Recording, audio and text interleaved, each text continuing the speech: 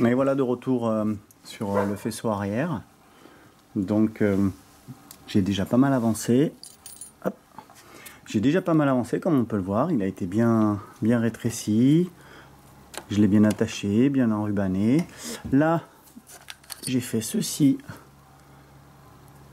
Donc ça, c'est ma prise de feu arrière. Donc j'ai fait ça avec, je vais vous montrer. Donc j'ai acheté des petites prises comme ça. Donc ça, par exemple, c'est celle qui va aller en face, comme ça, avec un détrompeur. Il a fallu que je repère tous mes fils. Donc ça, c'est le feu avec cette broche là. Donc comme on peut voir. Ok. Et en bas, ce sera celle-ci. Et c'est les fils de la moto qui sont là. Donc j'ai déjà posé une cosse. Et en fait, ce que je voulais faire, c'était vous montrer comment je la posais. Je sais pas si on voit, que c'est pas trop mal. Donc je vais vous montrer la pince que j'utilise pour ça. Donc, bah, d'ailleurs, elle est là. Hop. Voilà. Donc c'est une pince classique. Je sais pas si on voit à quoi ça ressemble. C'est pas une pince à cosse classique, hein, c'est vraiment une pince particulière. On voit qu'il y a deux niveaux de serrage parce que bah, là c'est plus gros que ici. Donc c'est une pince à... Bon, bah, d'ailleurs, ah si, ça y est, j'allais dire elle marche plus. Donc tant qu'on n'a pas serré à fond en fait, elle se bloque. Donc voilà, là on reste un. Voilà, quand on a serré à fond, elle se desserre. Donc je vais mettre la caméra sur pied, puis je vais vous montrer comment je fais ça. C'est vraiment tout bête, tout bête. Et puis après, bah, il me restera. Donc là, j'ai doublé ce fil-là, je ne sais pas si on voit. Donc le bleu devient bleu et blanc. Pourquoi j'ai pris bleu et blanc? Parce que sur le fil du feu arrière, c'est la veilleuse, hein. Il est blanc, et sur la moto, il est bleu. Donc là, il repart en bleu et blanc, et il va partir là-dessous. Et là, ça va être un petit peu compliqué. Je pense que je vais devoir enlever la roue. Je vais devoir faire un trou, je pense, au niveau du bras oscillant. Je ne sais pas encore trop comment. À savoir que j'ai ressorti le vieux support de moto, la vieille chandelle d'atelier. Voilà.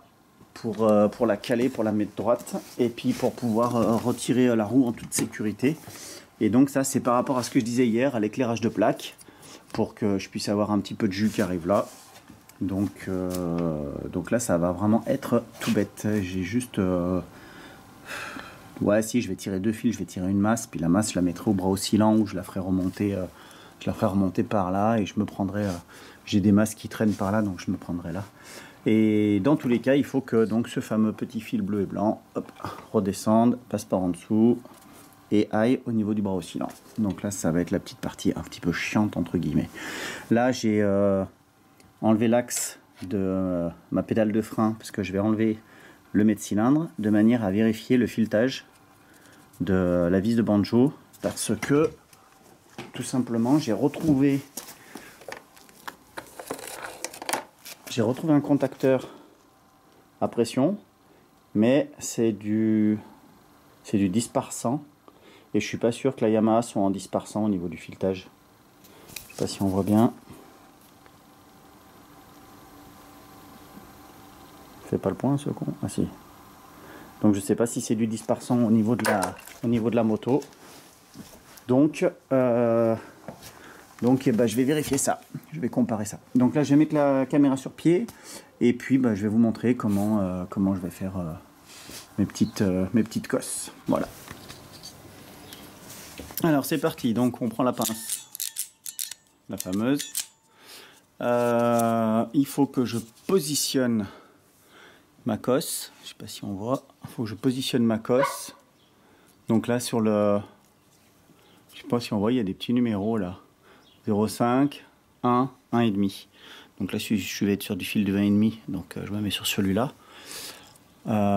Et donc je sais pas si on voit bien, mais sur la pince, il y a une partie qui est plus large que l'autre. Donc comme je disais, c'est normal, c'est parce que la fixation du fil, elle va être plus grosse que la fixation du caoutchouc. Donc je présente la cosse Je rentre mon fil dedans, mais vraiment le plus simplement du monde. Je vérifie qu'il dépasse de l'autre côté. Et après, je serre. Et c'est aussi simple que ça.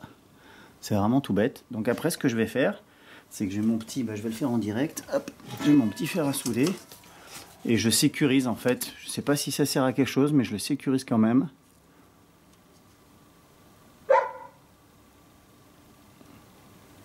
Voilà. Je sécurise mon montage avec de l'étain. Je préfère. J'ai fait pareil de l'autre côté avec le petit. Et donc ça donne ça quoi. Je sais pas si on voit bien. Voilà. Comme ça, je trouve que c'est mieux. Je sais pas si c'est des choses à faire. Bon, je pense qu'il n'y a pas de contre-indication, il n'y a pas de raison. Hein. Mais voilà, moi je fais comme ça. Ça me sécurise, on va dire. Je me sens plus à l'aise avec ce que j'ai fait. Et puis ça me permet d'avoir l'esprit serein, on va dire. D'avoir l'esprit serein et de ne pas m'inquiéter d'un faux contact ultérieurement. Et de deux.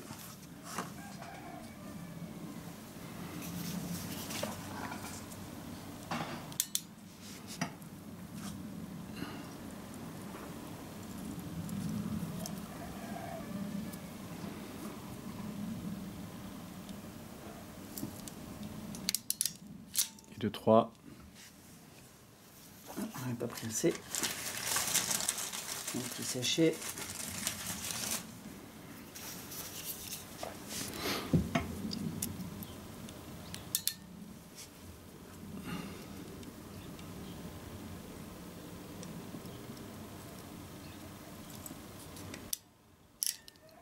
Et de 4. Et donc toujours pareil.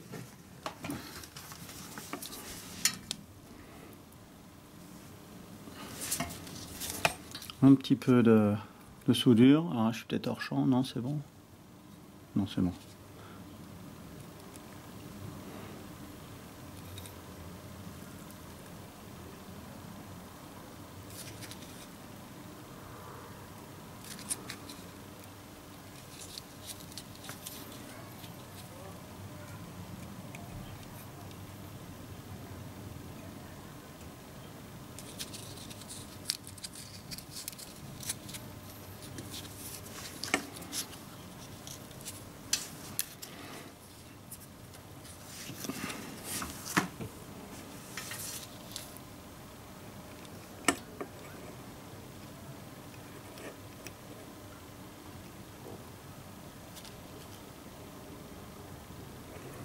Et voilà, tout est sécurisé.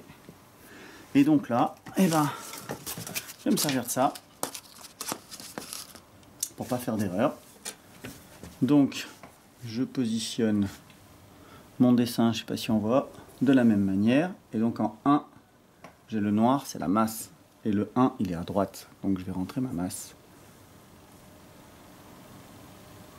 Je vérifie. Clic. En 2, c'est le jaune, c'est le stop. C'est celui-là. Alors il y a un sens, hein, bien sûr. Le sens, pour pas se tromper, il y a, je sais pas si on voit, il y a un petit... hop.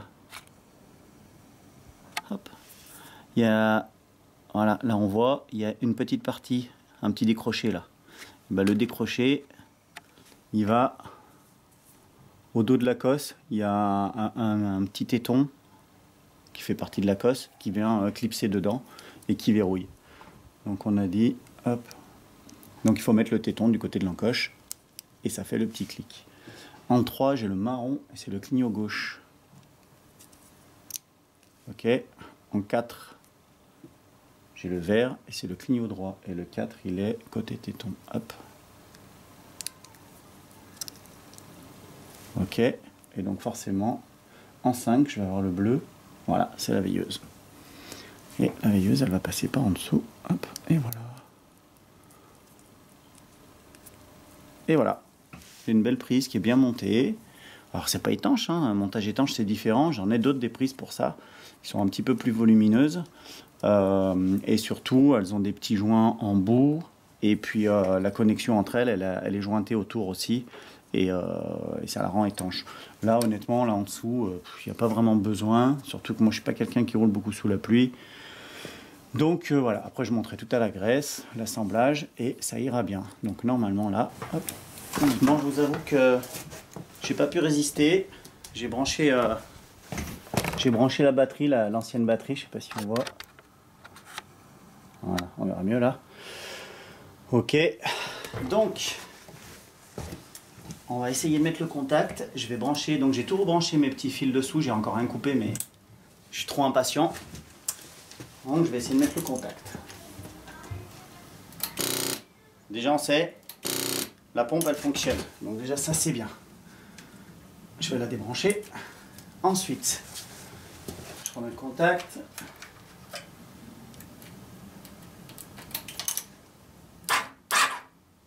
Le démarreur, il lance. Là, je vois que j'ai mon voyant neutre qui est allumé au tableau de bord. Donc, je vais juste essayer. Ok, il s'éteint et il se rallume. Ok, très bien. Maintenant, on va essayer les feux avec la veilleuse. La veilleuse fonctionne. Je vais simuler les freins parce que j'ai pas encore branché le levier.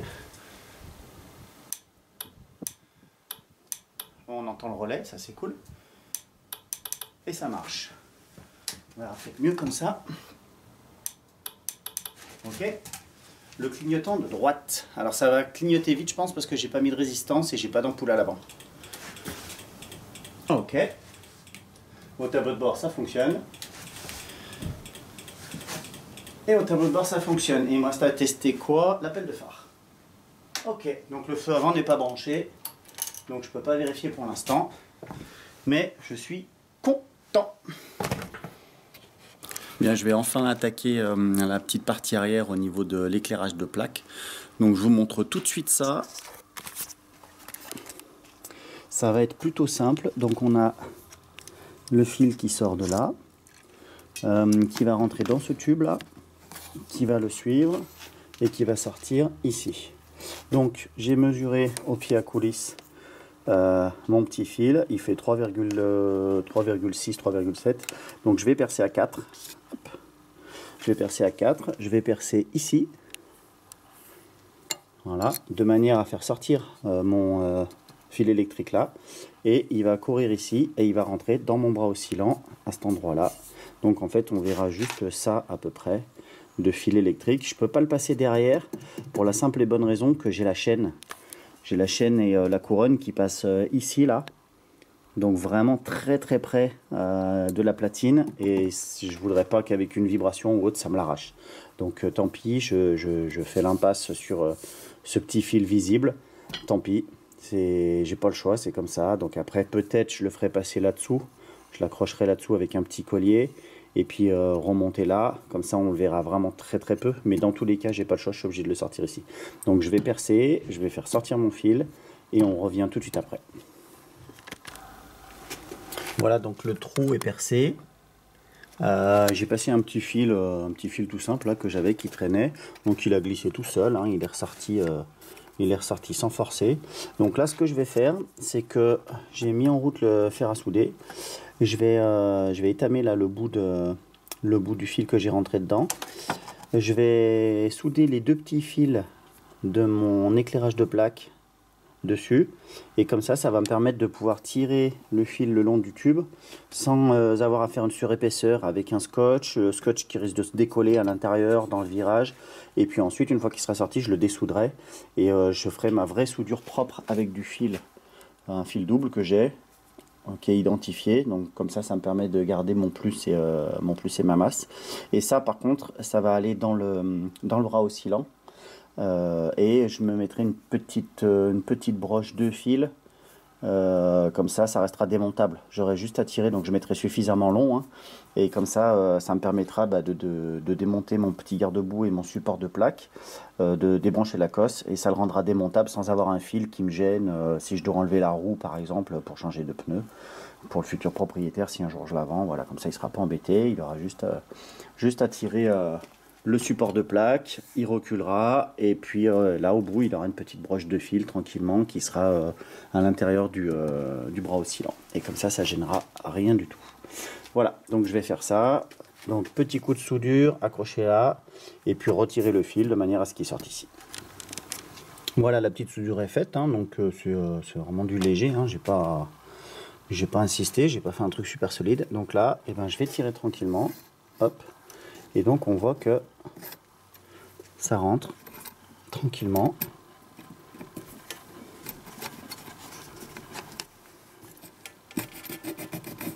Voilà, ça va bien. Et voilà, bah, il est déjà sorti. Ça a été plutôt rapide. Donc là maintenant, il faut que je réussisse à faire passer la gaine. Donc je vais donner un petit peu de mou. Donc là, je vais avoir besoin de mes deux mains. Je vais donner un petit peu de mou de ce côté. Là, je vais pousser un petit peu. Et ça va me permettre de pouvoir tirer ici sans forcer. Ah, d'ailleurs, je vois qu'il vient. Je vais lui redonner un petit peu de mou. Je vais peut-être pouvoir le faire à une main. On ne sait pas. On n'est pas loin de la vérité. J'aurais peut-être dû percer à 4,5, mais je voulais vraiment pas avoir un trop gros trou en fait.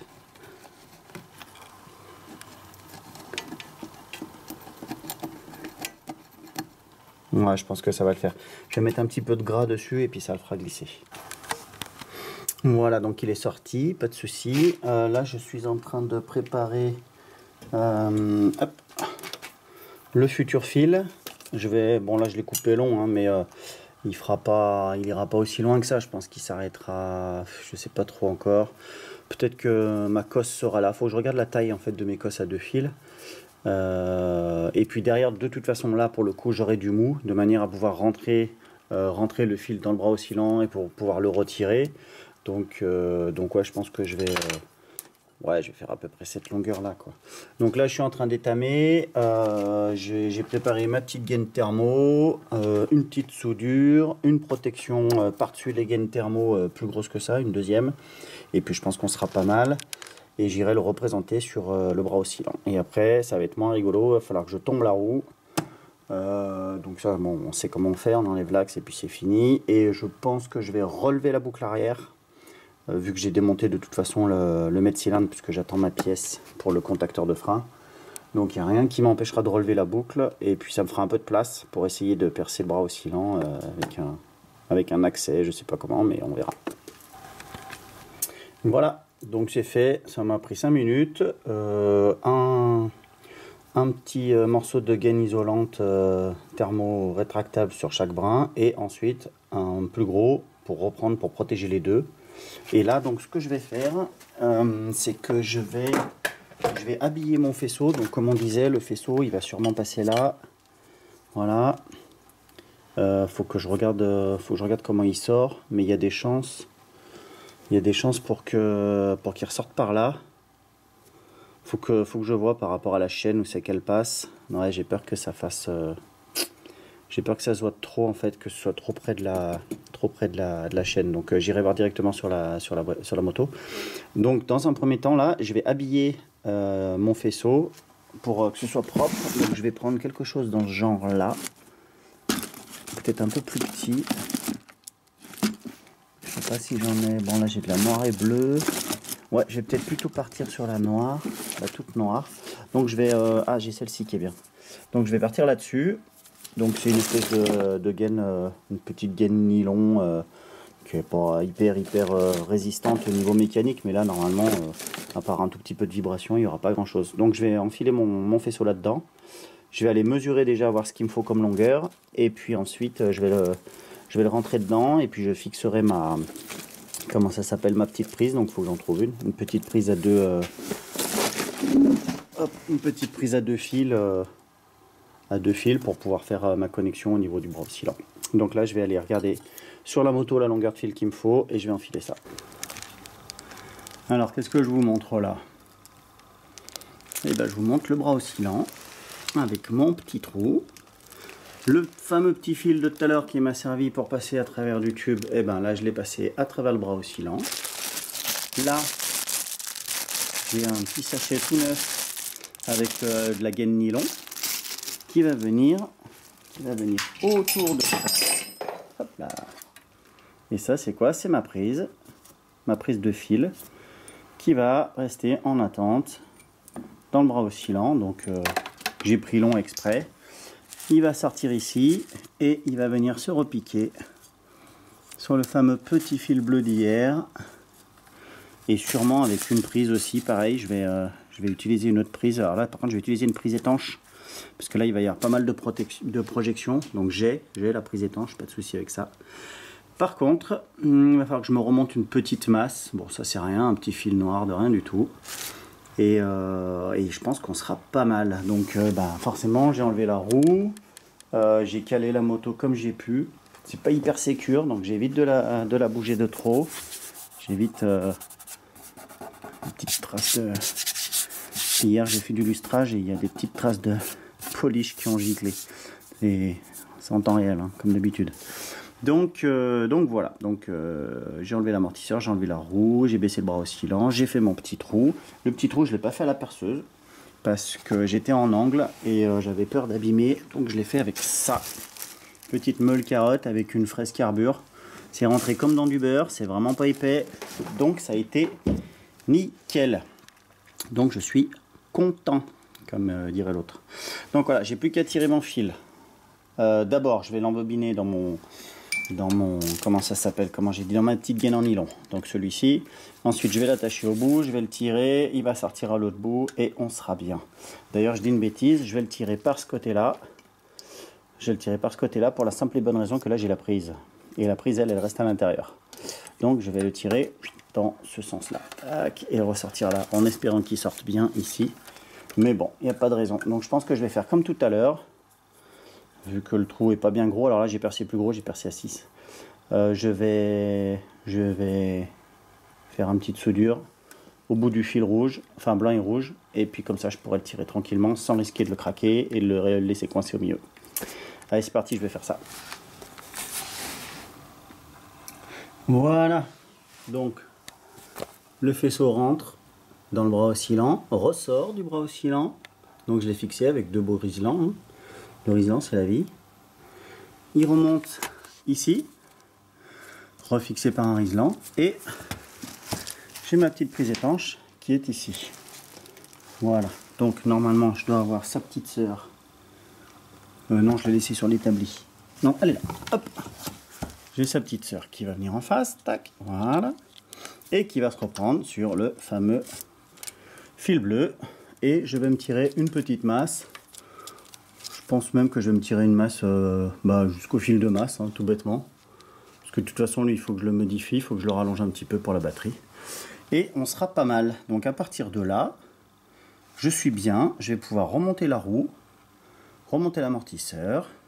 Et au niveau de l'éclairage de plaque, on sera bon. J'ai juste un dernier branchement à faire.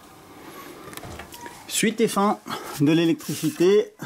Donc là, on a le petit faisceau que j'ai fait ce matin pour le bras oscillant, et là j'ai refait toute cette partie là avec la boîte à fusibles, avec une fixation, et hop, je rebaisse ça gentiment en essayant de ne pas abîmer la peinture. Voilà, donc là on a les inserts qui me servent à fixer la boîte à fusibles. La boîte à fusibles elle est ici, et on voit franchement quasiment rien. Il faut vraiment se pencher dessous pour voir le petit faisceau qui est là. Sinon, on voit franchement, je suis très content. On voit pas grand chose. Donc là, il me reste plus qu'à m'occuper de ça. Donc ça, on a dit que c'était l'éclairage de plaque. Et puis là, je vais avoir un petit peu de réduction à faire, comme j'ai fait dessous pour la boîte à fusibles. Couper, souder, raccourcir, histoire de ne pas avoir des fils dans tous les sens et puis que ça fasse bazar en fait. Donc on est pas mal, je suis plutôt content, il y a plus qu'à. Alors je vais faire ça et puis on reviendra une fois que ce sera fini parce que c'est toujours aussi peu intéressant l'électricité. On coupe, comment ça s'appelle, on utilise la petite pince pour libérer le métal. On fait une soudure, on met de la gaine thermo et voilà, et c'est fini. Donc on dénude, voilà, je cherchais le mot, la pince à dénuder. On dénude et puis voilà, donc ça n'a pas grand intérêt de vous montrer ça. Donc je fais ça et on reviendra encore un petit peu plus tard. Allez, dernière petite mise à jour et je pense que ce sera la fin de cette vidéo là. Je vous montre un petit peu ce qui a été fait. Donc la moto est terminée, le vernis est appliqué. J'ai eu un souci et je m'en mords les doigts, mais vraiment j'en suis particulièrement malheureux. Cette pièce là, elle est tombée pendant le séchage, je ne sais pas pourquoi, et donc voilà ce que j'ai. Alors c'est pas hyper grave, c'est pas très visible.